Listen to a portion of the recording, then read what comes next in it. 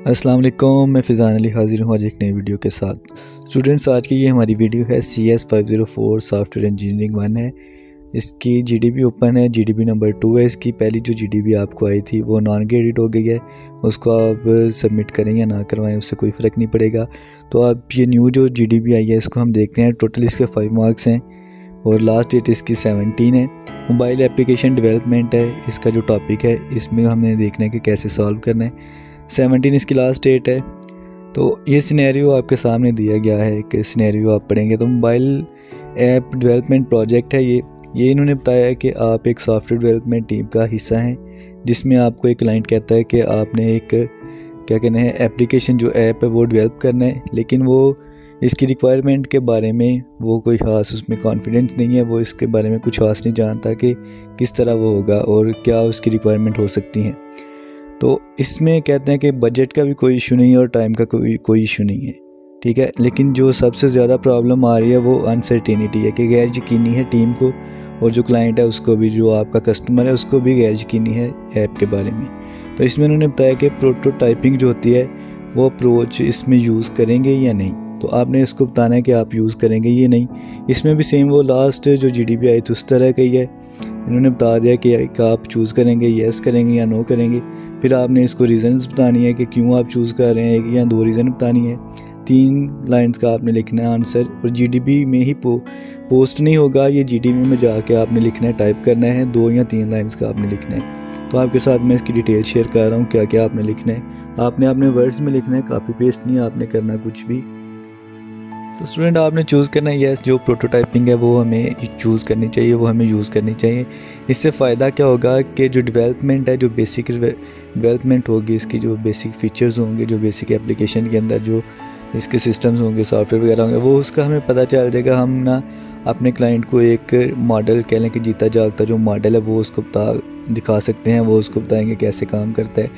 तो ये जो प्रोटोटाइपिंग होती है, सबसे पहले इसका मतलब हमें जानना है कि प्रोटोटाइपिंग एक किसी भी एप्लीकेशन या किसी भी चीज़ की मॉडल की कह लें कि कंप्लीट फॉर्म नहीं होती, वो इनकम्प्लीट होती है। वो बेसिक उसका मॉडल होता है और वो बताते हैं कि किस तरह काम करना है। ये कंप्लीट नहीं होती, ये इनकम्प्लीट होती है, ठीक है।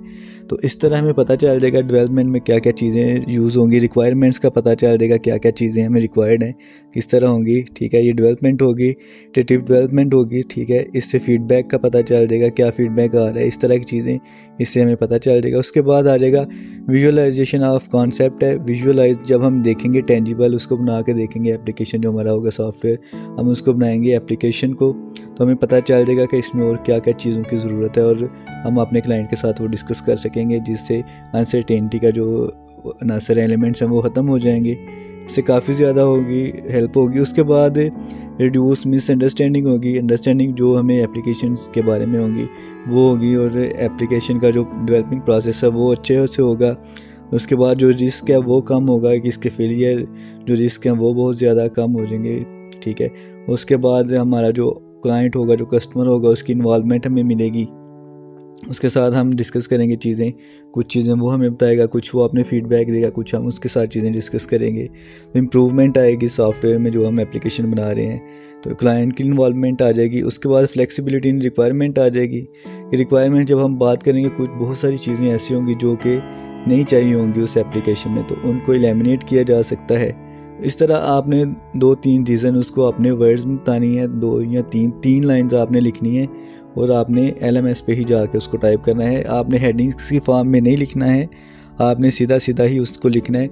और जो मैंने ये आपके साथ शेयर की हैं, आपने इनमें से अपने वर्ड्स में लिखना है, और ये बताना है कि इसे हम अगर यूज़ करेंगे, हम चूज़ करेंगे ये वाला प्रोटोटाइपिंग, तो हमारा क्या होगा, रिस्क हम कम हो जाएगा, मिसअंडरस्टैंडिंग है जो वो कम होगी, कॉन्सेप्ट क्लियर हो जाएंगे, और क्लाइंट की इन्वॉल्वमेंट होगी, रिस्क है जो वो कम होगा, ठीक है। फ्लेक्सिबिलिटी इन रिक्वायरमेंट आ जाएंगी। इस तरह की चीज़ें आपने बता देनी है, और आपने 3 या 4 लाइन्स का लिखना है, इससे ज़्यादा आपने नहीं लिखना है। स्टूडेंट्स, आपने इसको अपने वर्ड्स में लिखना है, आपने हेडिंग्स भी नहीं देनी है। तो उसके बाद आपने अपनी मर्ज़ी से 2-3-4 जो लाइंस होंगी वो आपने अपने वर्ड्स में लिखना है, आपने कॉपी पेस्ट भी नहीं करना है। ये वाला जो आंसर है मैं इसको कमेंट बॉक्स में पिन कर रहा हूँ, आपने इधर से देख के अपने वर्ड्स में कोई भी आपने 3 या 4 लाइंस लिखनी है, इससे ज़्यादा आपने नहीं लिखना है, और अपने वर्ड्स में ही आपने लिखना है सारा कुछ।